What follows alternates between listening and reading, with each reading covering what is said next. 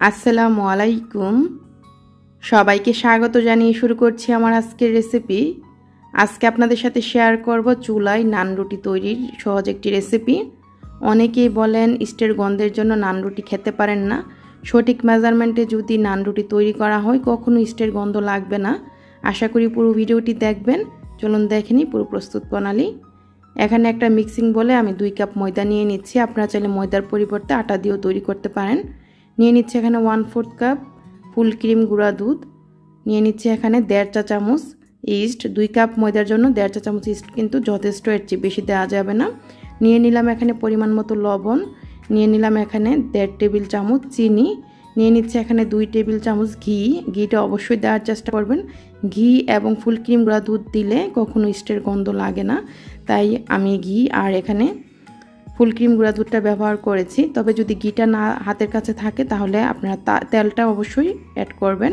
এখন এই সবগুলো শুকনো উপকরণ একসাথে ভালো করে আমি মিশিয়ে নিয়েছি। সবগুলো শুকনো উপকরণ ভালো করে মিশিয়ে নেওয়ার পর কুসুম গরম পানি দিয়ে একটা ডো তৈরি করে নিব।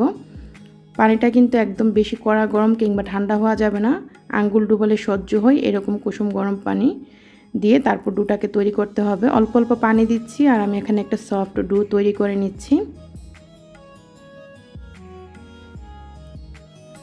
আর এই ডোটাকে ভালো করে ময়ান করে নিতে হবে। আমি একটু সময় নিয়ে প্রায় 4 থেকে 5 মিনিট এই ডোটাকে মথে নিচ্ছি।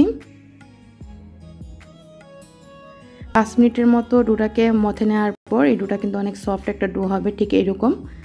এখন আমি এই ডোটাকে রেখে দিব 2 ঘন্টার জন্য। আর এই ডোটা যদি পারফেক্টভাবে হয় কখনো হাতে কিন্তু ডোটা লেগে থাকবে না। তো 2 ঘন্টার জন্য আমি রেখে দিলাম। 2 ঘন্টা পর ডোটা কিন্তু ফুলে একদম ডাবল হয়ে গিয়েছে। আর ডোটাকে কিন্তু কখনো আপনারা ফ্যানের নিচে রাখবেন না, রান্নাঘরে রেখে দিবেন। আমি রান্নাঘরে রেখে দিয়েছিলাম। তো এখন এই ডোটা থেকে ভিতরের যে বাতাসটা বের করে নিয়েছি আর ডোটাকে ভালো করে আবারও মিনিট খানিক মথে নিচ্ছি। মিনিট খানিক মথে নেওয়ার পর এই ডোটাকে আমি ভাগ করে নিব।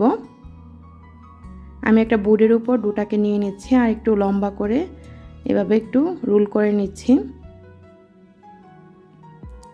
তারপর একটা ছুরির সাহায্যে ডোটাকে আমি ভাগ করে নিচ্ছি। তো আপনারা আপনাদের পরিমাণ মতো ছোটো কিংবা বড় নান রুটি যেই রকম পরিমাণে করতে চান এভাবেই কেটে নেবেন। তো আমি কেটে নিয়েছি 6টি ভাগে। তারপর আমি একটা বোর্ডের উপরে এখানে কিছুটা ময়দা ছিটিয়ে দিয়ে একটি ডোয়ের ভাগ এখানে নিয়ে নিলাম। তো এখন আমি একটা রুটি বেলে নিচ্ছি। আর নান রুটি কিন্তু বেশি পাতলা হয় না, আবার একদম বেশি মোটা করেও আমি তৈরি করব না।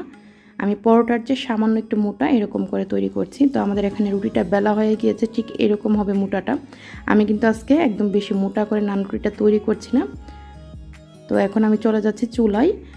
চুলায় একটা প্যান বসিয়ে দিয়েছি। প্যানটা গরম হয়ে যাওয়ার পর আমি এই নান রুটিটা দিয়ে দিলাম। তারপর চুলার আঁচটা আমি মিডিয়াম থেকে কম আঁচে রেখে নান রুটিটাকে ভেজে নিচ্ছি। একটু সময় নিয়ে ভাজতে হবে, তাতে করে নান রুটিটা ভিতর দিয়ে সুন্দরভাবে কুক হবে। তো আমি একটু সময় নিয়ে চেপে চেপে এই নান রুটিটাকে ভেজে নিচ্ছি। আর খুব সুন্দর একটা কালার চলে এসেছে।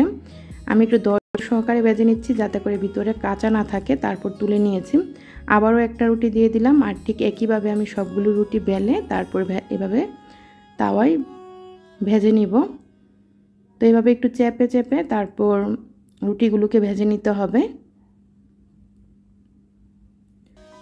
এই যে দেখুন আমাদের এখানে হয়ে গিয়েছে।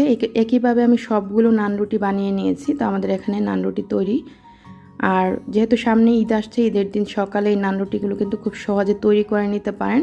আমি এখানে কলিজা বোনা দিয়ে সার্ভ করেছি। এই কলিজা বোনার রেসিপিও কিছুদিনের ভিতরে আপনাদের সাথে শেয়ার করব।